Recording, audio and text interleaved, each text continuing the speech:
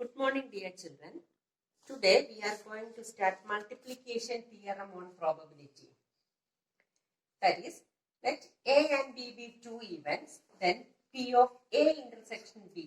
നേരത്തെ പഠിച്ചിട്ടുണ്ട് ഇതൊരു കണ്ടീഷണൽ പ്രോബബിലിറ്റിയുടെ കണ്ടിന്യൂവേഷൻ ആണ്. കണ്ടീഷണൽ പ്രോബബിലിറ്റി ആണ് നമ്മൾ കഴിഞ്ഞ എക്സസൈസിൽ പഠിച്ചത്. P of A given B is equal to P of A intersection B by P of B നമ്മൾ പഠിച്ചിട്ടുണ്ട്. ആ ഇക്വേഷൻ തന്നെ തിരിച്ചു വരുന്നതാണിത്. പക്ഷേ A and B be two events, then P of A intersection B, അതായത് മൾട്ടിപ്ലിക്കേഷൻ തിയറം ഓൺ പ്രോബബിലിറ്റി രണ്ടും കൂടെ വരുന്നതാണ്. P of A intersection B is equal to P of A into P of B given A. ഇവിടെ P of A into P of B given A എന്ന് പറഞ്ഞാൽ അടുത്ത P of A ഉണ്ട്, അടുത്ത ബിയുടെ പ്രോബബിലിറ്റി എന്ന് പറഞ്ഞാൽ കണ്ടീഷണൽ പ്രോബബിലിറ്റി, അതായത് A ഹാപ്പൻ ചെയ്ത് കഴിഞ്ഞിട്ട് പിന്നെ വരുന്ന പ്രോബബിലിറ്റിയാണ് P of B. Okay, after the occurrence of A, അതാണ്. That is P of A intersection B is equal to P of A into P of B given A. ഇനി മൂന്ന് events ആണെങ്കിൽ A, B, C are three events, then P of A intersection B intersection C. ആദ്യം P of A into P of അടുത്തത് വരുമ്പം B given A. A already happened. That is P of A into P of B given A into P of third one വരുമ്പം C given A B. A and B are happens. Then P of C given A B. എത്ര എണ്ണം തന്നാലും നമുക്ക് ഇങ്ങനെ തന്നെ എഴുതാം. That is P of A intersection B intersection C is equal to P of A into P of B given A into P of C given A B. Okay. ഇവിടെ നമുക്ക് independent ഈവൻസും mutually exclusive ഈവൻസും ഒക്കെ ഉണ്ട്. Independent events. What are independent events? E and F are two events such that the probability of occurrence of one of them is not affected by the occurrence of the other. ഒരെണ്ണത്തിന്റെ occurrence മറ്റേതിനെ affect ചെയ്യില്ല. അങ്ങനെയുള്ള probability ആണ് എന്താ? Independent. അങ്ങനെയുള്ള events ആണ് independent events. അതിന്റെ probability ആണ് probability of independent events. That is E and F are two events such that the probability of occurrence of one of them is not affected by the occurrence of the other. That is, independent events ആണെങ്കിൽ P of A intersection B is equal to P of A into P of B. Okay, നമുക്ക് ഒത്തിരി പ്രോബ്ലത്തിലെ independent events ആണോ എന്ന് check ചെയ്യാനുണ്ട്. P of A intersection B is equal to P of A into P of B ആണോ എന്ന് check ചെയ്യണം. Okay. Mutually exclusive events എന്ന് പറഞ്ഞ ഇടയ്ക്ക് ഒരു പ്രോബ്ലത്തിലുണ്ട്. മ്യൂച്വലി എക്സ്ക്ലൂസീവ് ഇവന്റ്സ് ആണോ എന്ന് ചെക്ക് ചെയ്യാൻ P of A intersection B, that is mutually exclusive events ആണെങ്കിൽ A intersection B is equal to 5. Null set ആയിരിക്കും. A intersection B ക്കകത്തില് മെമ്പേഴ്സ് ഒന്നും കാണത്തില്ല. That P of A intersection B is equal to 0 എന്ന് വേണം അപ്പൊ നമുക്ക് prove ചെയ്യാൻ. Okay. Independent events ആണെങ്കിൽ P of A intersection B is equal to P of A into P of B. And mutually exclusive events ആണെങ്കിൽ P of A intersection B is equal to 0. Okay, clear ആയോ? You can start exercise 13.2. If P of A is equal to 3 by 5 and P of B is equal to 1 by 5, find P of A intersection B if A and B are independent events. Independent events ആണെങ്കിൽ condition എന്തായിരുന്നു? P of A intersection B is equal to P of A into P of B. Then P of A is equal to 3 by 5 and P of B is equal to 1 by 5. We have to find P of A intersection B, and the given condition is A and B are independent events. For independent events, P of A intersection B is equal to P of A into P of B. That is 3 by 5 into 1 by 5. And we multiply them. Is equal to 3 by 25. Then second question, two cards are drawn at random and without replacement from a pack of 52 playing cards. Find the probability that both the cards are black. Second question, two cards are drawn at random and without replacement from a pack of 52 playing cards. എന്ന് പറഞ്ഞാൽ എന്താ meaning? Two cards are drawn at random. Random ആയിട്ട് നമ്മൾ 52 cards playing cards വെച്ചിരിക്കുന്ന ഒരു സെറ്റിൽ നിന്ന് റാൻഡമായിട്ട് 2 എണ്ണം എടുത്തു. റാൻഡമായിട്ട് എടുത്തെന്ന് പറഞ്ഞാൽ നിങ്ങൾ 10th പഠിക്കുമ്പോൾ ഞാൻ പറഞ്ഞു തന്ന റാൻഡമായിട്ട് ചെക്ക് ചെയ്യുക എന്ന് പറഞ്ഞാൽ എന്താ, എല്ലാം കൂടെ എടുത്ത് ചെക്ക് ചെയ്യുവല്ല, അതിനകത്തുനിന്ന് 1-2 എണ്ണം എടുക്കും. ഓക്കെ, ഇന്നല്ല, അതിനകത്തുനിന്ന് സെലക്ട് ചെയ്ത് 1-2 എണ്ണം ഇങ്ങനെ എടുക്കും. അതാണ് റാൻഡമായിട്ട്. ഇതിപ്പം 2 cards are drawn at random without a replacement from a pack of 52 playing cards എന്ന് പറഞ്ഞാൽ വിത്തൗട്ട് റീപ്ലേസ്മെന്റ്, റീപ്ലേസ് ചെയ്യുന്നില്ല എന്ന് പറഞ്ഞാൽ ഒരു കാർഡ് എടുത്താൽ ആ കാർഡ് എടുത്ത് അങ്ങ് മാറ്റി വെക്കുക, അത് റീപ്ലേസ് ചെയ്യുന്നില്ല, തിരിച്ചു വെക്കുന്നില്ല അതിനകത്ത്. മനസ്സിലായോ? അപ്പം 2 കാർഡ് എടുക്കണം. അപ്പൊ ഒരു കാർഡ് എടുത്തിട്ട് അത് തിരിച്ച് അതിനകത്ത് വെക്കുന്നില്ല, വിത്തൗട്ട് റീപ്ലേസ്മെന്റ്. അതിന്റെ മീനിങ് എന്ന് പറഞ്ഞാൽ എന്താ, ഒരു കാർഡ് എടുത്ത് മാറ്റി കഴിയുമ്പം ടോട്ടൽ നമ്പർ ഓഫ് കാർഡ്സ് എത്ര ആകും? 51 ആകും. അതാണ് അതിനകത്തിലെ ചേഞ്ച് വരുന്നത്. വിത്ത് റീപ്ലേസ്മെന്റ് എന്ന് പറഞ്ഞു കഴിഞ്ഞാൽ ഒരു കാർഡ് എടുത്തു, ബ്ലാക്ക് ആണെന്ന് കണ്ടു കഴിഞ്ഞാൽ തിരിച്ചവിടെ വെക്കും. മനസ്സിലായോ? ഇതിപ്പം വിത്തൗട്ട് റീപ്ലേസ്മെന്റ് എന്ന് പറഞ്ഞു കഴിഞ്ഞാൽ അത് തിരിച്ചു വെക്കുന്നില്ല. അപ്പം and without replacement from a pack of 52 playing cards. നമുക്ക് തിരിച്ചു വെക്കുന്നില്ല. അപ്പം ഒരെണ്ണം എടുത്തു കഴിയുമ്പോൾ ടോട്ടൽ നമ്പർ ഓഫ് കാർഡ്സ് എത്ര ആകും? 51 ആകും. Find the probability that both the cards R black. 2 കാർഡും ബ്ലാക്ക് ആകാനുള്ള പ്രോബബിലിറ്റി. അതായത് നമ്മൾ എങ്ങനെയാണ് എടുത്തിരിക്കുന്നത്? A and B be the events of drawing a black card in first and second draw. First drawയിലും ബ്ലാക്ക് കാർഡ് വേണം, സെക്കൻഡ് ഡ്രോയിലും black card വേണം. ഓക്കെ, നമ്മൾ എയും ബിയും 2 ഇവന്റ്സ് ആയിട്ട് എടുത്തു. ഇനി ഫസ്റ്റ് ഡ്രോയില് 26 ബ്ലാക്ക് കാർഡ്സ് ഔട്ട് ഓഫ് എത്ര കാർഡാ? ടോട്ടൽ എത്ര ഉണ്ട്? Out of 52 cards.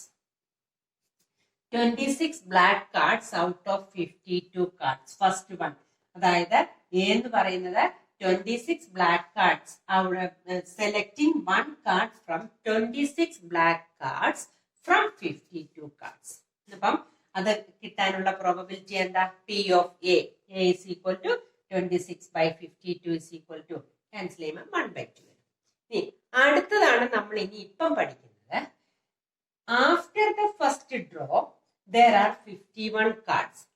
ആദ്യം ഒരു ബ്ലാക്ക് എടുത്തോ, ബ്ലാക്ക് എടുക്കാനുള്ള പ്രോബബിലിറ്റി ആണ് നമ്മളിവിടെ കണ്ടുവച്ചിരിക്കുന്നത്. ഇനി P of be given A ആണ്. ബി ഗിവൺ എ എന്ന് പറഞ്ഞാൽ ഫസ്റ്റ് ഡ്രോയില് ഒരു ബ്ലാക്ക് എടുത്തു, അതാണ് be given A. After the occurrence of A. A already happen ചെയ്ത് കഴിഞ്ഞു, എ ഒക്കർ ചെയ്ത് കഴിഞ്ഞു.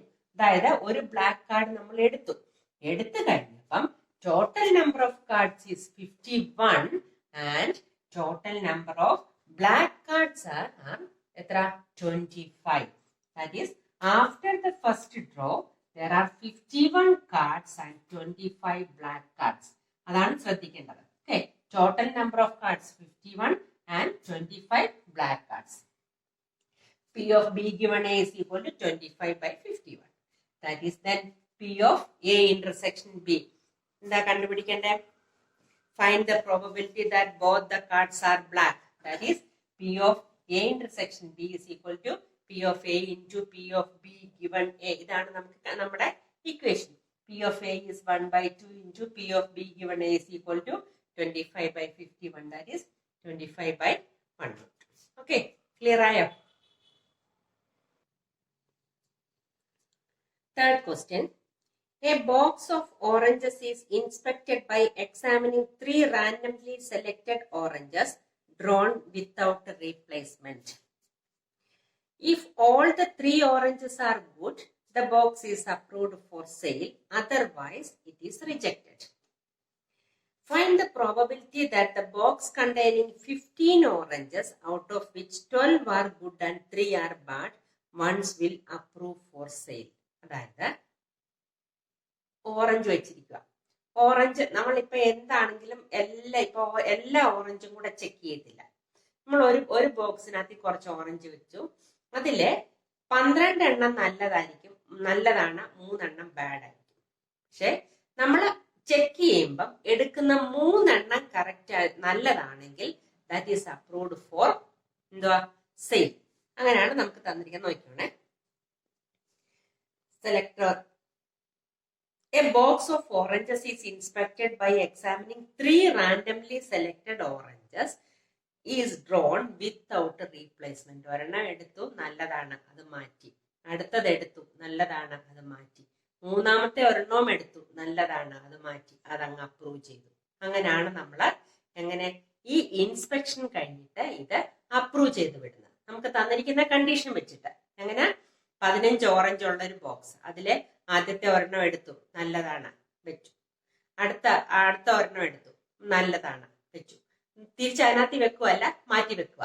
പിന്നെ ഒരെണ്ണം എടുത്തു. 3 എണ്ണം എടുക്കുന്നത് നല്ലതാണെങ്കിൽ ദാറ്റ് ഈസ് എന്തുവാ, അപ്രൂവ്ഡ് ഫോർ സെയിൽ. നമ്മളോട് ചോദിച്ചിരിക്കുന്നത് find the probability that A box containing 15 oranges out of which 12 are good and 3 are bad ones will be approved for sale. സെയിലിന് അപ്രൂവ് ചെയ്തിരിക്കുന്നതിന്റെ പ്രോബബിലിറ്റി കണ്ടുപിടിക്കണം. അപ്പം ABC 3 ഇവന്റ്സ് ഉണ്ട്, ഞാൻ അങ്ങനെ എടുത്തിട്ടില്ല.